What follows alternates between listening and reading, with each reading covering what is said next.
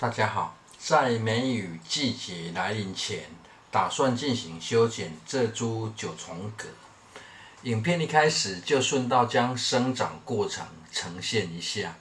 这是种植在地势比较高的位置，因为九重葛的野性很强啊。若是采用地质的话，几乎可以不用照顾就可以长得很好。而旺盛的生命力，修剪算是必要的辅助啊。影片记录的过程呢，也可以看到前方杂草生长的惊人速度。这也是家庭种植要纯做自然农法，没有特别安排进行微调，会特别辛苦的地方。在天气转热后，这九重葛的上方长出不少粗壮的新枝条，长度与粗度的生长不但快速之外，感觉就像独立的新枝条。原本打算将附近先清理干净后，再进行拍摄的视角会好看一些啦。只是计划总是赶不上变化，时间拿去将压迫到围墙的树先砍完，而砍下的树枝得先晒干了。这下要将附近的环境调到舒服的视角，难度又增加了。等待晒干的过程，就观看一下这些新长出的粗树枝到底想要干嘛。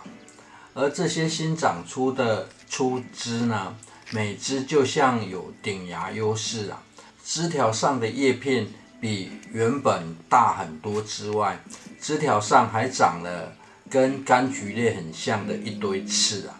这些刺很快就又长出细枝，细枝带有很多鲜艳的苞片啊，苞片内比较小的管状花才是真正的花朵。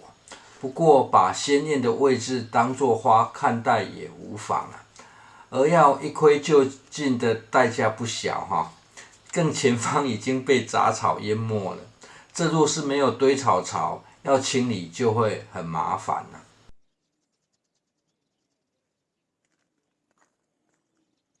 现在要进行大修剪的目的，是要日后可以更方便整理。这下方没有修剪掉，光要除草就得趴到地上了啦。另外，不进行修剪的话，除了前方的空间进不去啊，这九重葛的枝条已经跟木瓜撞枝了，因此修剪时出手特别重了。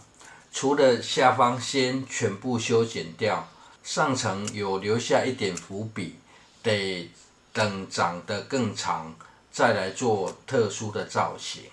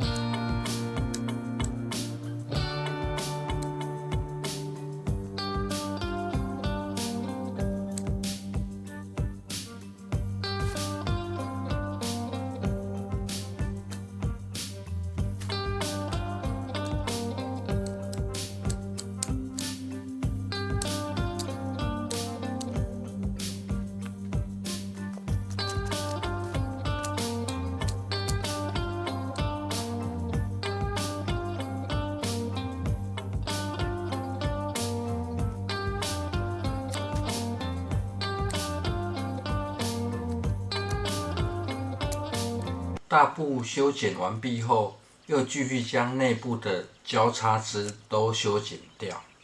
九重葛是很耐修剪的作物啊，生长的速度也非常快，不用担心修剪后生长停滞的问题。目前修剪的方式是上方留有简单的第二层，特别留下一根最长的枝条，这也是特别的伏笔啊，要将它拉往别处啊。目前就是等梅雨过后再来做结合的动作。而会这么强力的进行修剪，原因跟顶芽优势有关啊。通常为了让养分可以提供给下方的枝条，会将最高大的枝条进行修剪。而现在反向的做法，反而是将下方的枝条都修剪掉，更是要让顶芽优势更为明显，让养分先集中到比较长的粗枝上。目标是留下的这根粗枝呢，可以先长到3-4公尺以上。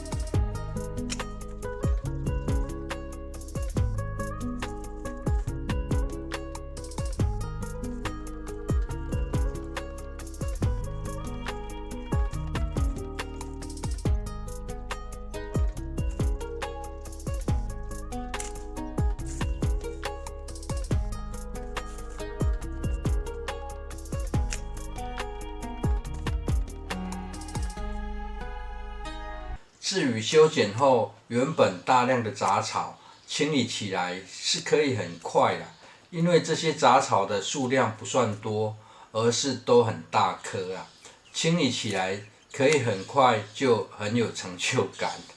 不过要快速清理，清理后的杂草要有空间堆放，在适当的位置设置堆草槽，可以提高很大的效率。